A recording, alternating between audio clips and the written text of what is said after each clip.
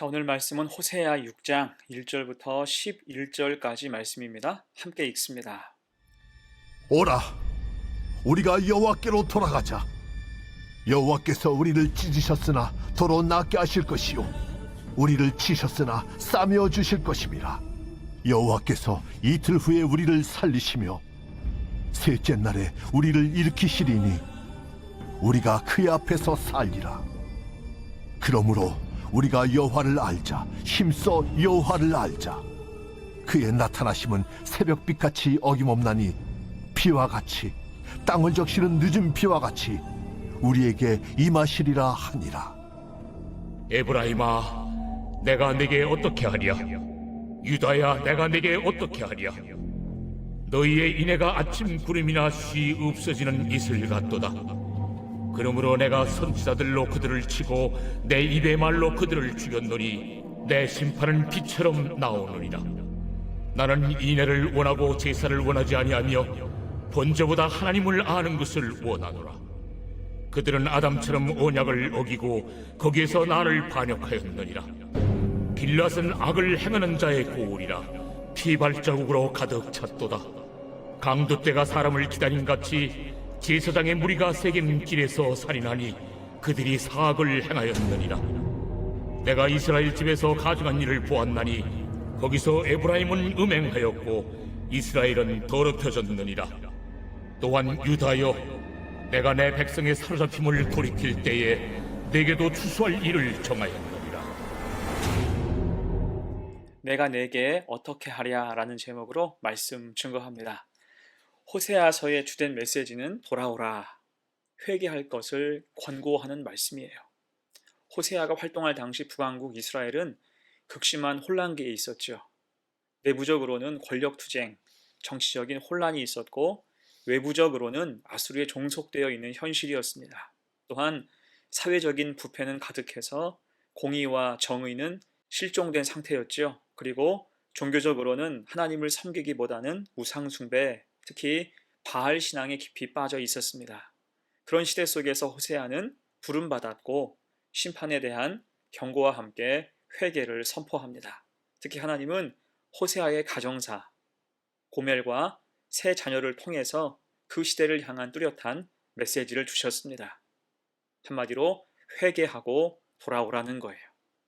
자, 연결해서 오늘 호세아는 그 민족을 향해 다시 한번 간절하게 외칩니다. 1절로 3절의 말씀이에요. 오라, 우리가 여호와께로 돌아가자. 여호와께서 우리를 찢으셨으나 도로 낫게 하실 것이요, 우리를 치셨으나 싸매어 주실 것임이라. 여호와께서 이틀 후에 우리를 살리시며 셋째 날에 우리를 일으키시리니 우리가 그의 앞에서 살리라. 그러므로 우리가 여호와를 알자. 힘써 여호와를 알자. 그의 나타나심은 새벽 빛같이 어김없나니 비와 같이 땅을 적시는 늦은 비와 같이 우리에게 임하시리라 하니라. 아멘. 이 말씀은 호세아서의 전체 주제에 해당하죠. 곧 지금 선지자는 암울하고 힘든 상황 속에서 회복의 은혜는 오직 하나님께 달려있다고 고백하고 있는 거예요. 하나님만이 유일한 소망이 되심을 선포하는 것입니다. 자, 그 중에서 3절이 중요하죠. 그러므로 우리가 여호와를 알자. 힘써 여호와를 알자. 여기서 여호와를 아는 것은 단순한 지식뿐만 아니라 우리를 사랑하시는 인격적인 친밀함과 그 선하신 뜻까지 모두 포함하는 것입니다. 그래서 그 믿음이 빗나가지 않게 하라는 거예요. 덧붙여서 알되, 힘써 알 것을 강조하고 있죠. 적극적이고 능동적으로 하나님 앞에 바로 서라는 것입니다. 그럴 때 회복은 순조롭고 소망은 마르지 않으며 그 역사하심에는 어긋남이 없다는 것입니다. 3절 하반절 보세요. 그의 나타나심은 새벽빛같이 어김없나니 비와 같이 땅을 적시는 늦은 비와 같이 우리에게 임하시리라 하니라. 아멘. 여기서 하나님의 임재가 새벽빛같이 어김이 없다라는 것은 하나님의 영원하심을 뜻하지요. 그리고 비와 늦은 비는 하나님의 은혜와 복을 상징하는 표현입니다. 유다 지역에서 보통 이른 비는 10월부터 이듬해 2월까지 그 사이에 내리는 비로서 강수량이 많고 곡식의 파종에 매우 필요한 비입니다. 또한 늦은 비는 3월과 4월 사이에 내리는 비로 추수하기 전 곡식을 여물게 하는 유익한 비를 가리켜요. 곧 하나님은 마치 햇빛과 비처럼 우리에게 변함없이 신실하시며 가장 적절히 임하신다라는 것입니다. 자, 이렇게 은혜의 말씀이 선포되었는데 그 다음에 바로 기록하는 하나님의 반응은 예상 밖이에요. 4절 봅니다. 에브라임아 내가 내게 어떻게 하랴. 유다야 내가 내게 어떻게 하랴. 너희의 인애가 아침 구름이나 쉬 없어지는 이슬 같도다. 하나님 탄식이 나오고 있어요. 내가 내게 어떻게 하랴. 에브라임과 유다 그 이름을 불러가며 말씀하십니다. 내가 내게 어떻게 하랴. 이게 지금 솔직한 하나님의 심정이라는 것입니다. 그러면 왜 이렇게 말씀하실까요? 그것은 오늘 1절로 3절과 같은 말씀, 주옥 같은 말씀, 아무리 뼈가 되고 살이 되는 말씀을 주셔도 그들이 듣지 않았기 때문입니다. 온전한 회개로 이어지지 않았다는 거예요. 이에 4절 하반절에서는 그들의 모습을 아침 구름이나 쉬 없어지는 이슬 같다라고 평가하고 있죠. 여러분, 아침 구름, 안개, 이슬의 특징이 뭡니까? 돌아서면 어느새 다 사라지고 없어진다는 것입니다. 곧 지금 이스라엘 민족이 보이는 신앙의 모습이 그랬다는 거예요. 앞에서는 제사를 드리고 고개를 끄덕이며 아멘이라고 외치고 있지만 그 속에 진실함이 없는 까닭에 돌아서면 다 잊고 어느새 다시 우상 앞에 서 있다는 것입니다. 그러니 내가 내게 어떻게 하랴 탄식이 나온다는 거지요. 자, 그러면서 하나님은 하나님이 원하시는 믿음의 기본에 대해서 말씀하세요. 그게 6절입니다. 나는 인애를 원하고 제사를 원하지 아니하며 번제보다 하나님을 아는 것을 원하노라. 아멘. 즉 하나님은 어떤 형식적인 섬김보다 진심으로 하나님을 사랑하고 바른 마음으로 행하며 하나님 앞에서 신실하고 진실한 것을 원하신다는 것입니다. 그런 면에서 우리는 성도로서 6절 말씀에 비추어서 우리의 예배와 기도, 신앙생활 전반을 돌아볼 수 있어야 됩니다. 나는 인애를 원하고 제사를 원하지 아니하며 번제보다 하나님을 아는 것을 원하노라. 아멘. 우리가 아무리 유창하게 기도하고 성경을 많이 알아도 형식적인 것으로 충실해도 그 속에 하나님을 향한 사랑과 진실한 사모함이 없다면 무미건조한 종교 생활에 지나지 않을 수 있다는 거예요. 그때 우리를 향한 하나님의 반응이 내가 내게 어떻게 하랴 라고 하신다면 얼마나 우리 가슴이 서늘할까요? 여러분, 그래서 하나님 앞에서는 포장이 중요한 게 아닙니다. 진심을 담아서 신앙의 길을 갈 수 있는 성도가 되시기를 축원합니다. 자, 그렇게 안타까워하시면서 하나님은 7절 이하에서 다시 경고하세요.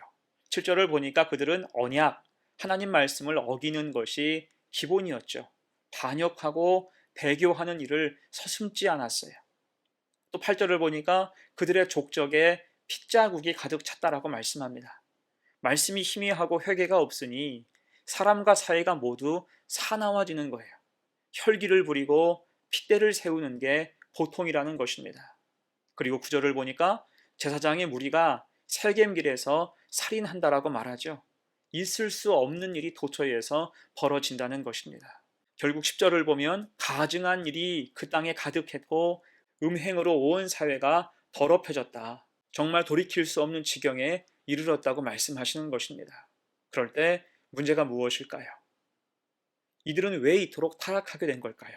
그것은 가장 기본적으로 하나님을 두려워하지 않았기 때문이에요. 하나님을 두려워하지 않으니 하나님 말씀이 생명처럼 여겨지지 않아서 단지 교훈적인 이야기로만 흘려듣게 됐고, 하나님을 두려워하지 않으니 선지자의 피 맺힌 절규와 같은 선포에도 마음이 전혀 움직여지지 않았던 것입니다.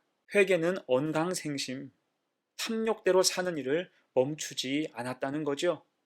자, 이제 말씀을 정리하면서 오늘 하나님은 두 가지 사실을 기억하게 하십니다. 하나는 6절이에요. 나는 인애를 원하고 제사를 원하지 아니하며 번제보다 하나님을 아는 것을 원하노라. 신앙의 진정성을 담보하라는 뜻입니다.